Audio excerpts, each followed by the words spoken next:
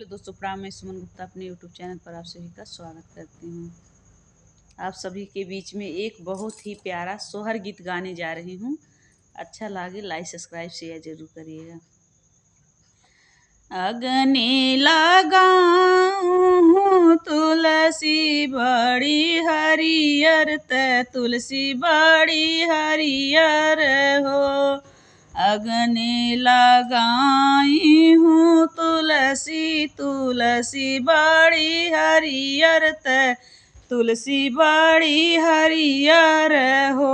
मैया जब मोर होई है लाला नामा पियरिया चढ़ाई पियरिया चढ़ाई हो। मैया जब मोरे होई है लाला नामा पियरिया चढ़ाई पियरिया चढ़ाई हो।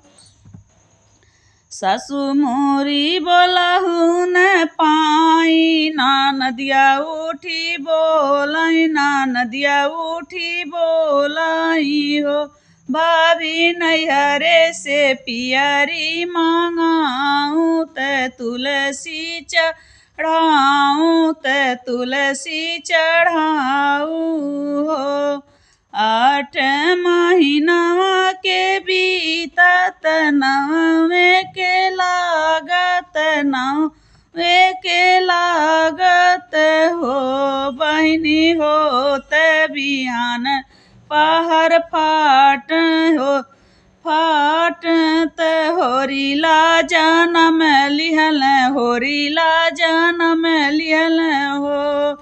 बहिनी 8 बहिनी बिहान पहर फाटत होरीला जनम लिहल होरीला जनम लिहल हो। जाहू ना पियावा हो हमरे घरे हमारे बापैया घरे हमारे बापैया घरे हो। पियावा हमारे बापैया से बतायु पियरिया ले आवई पियरिया ले आवई हो। पियवा हमारे बापैया से बताऊ पियरिया ले आवई पियरिया ले आवई हो। राम रसोईया मोरी भाभी भैया से अरज कर भैया से अरज कर हो।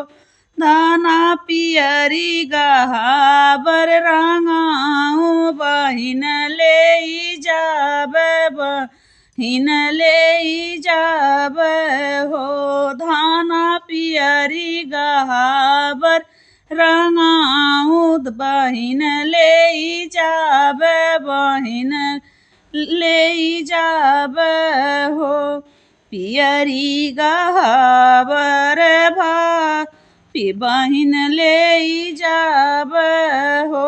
बहिनी ले पियरिया गहाबर माई के चढ़ाऊ माई के चढ़ावऊ हो। बहिनी ले पियरिया गहाबर तब माई के चढ़ावऊ हो। बहुत ही सुंदर तोहरी तुलसी तुलसी बड़ी हरियर तुलसी बड़ी हरियर हो। बहिनी बहुत सुंदर तोर ललना तुलसी माई दिहलीन तुलसी माई दिहलीन हो। बहिनी बहुत सुंदर तोहर ललना तुलसी मैया दिहलीन तुलसी मैया दिहलीन हो।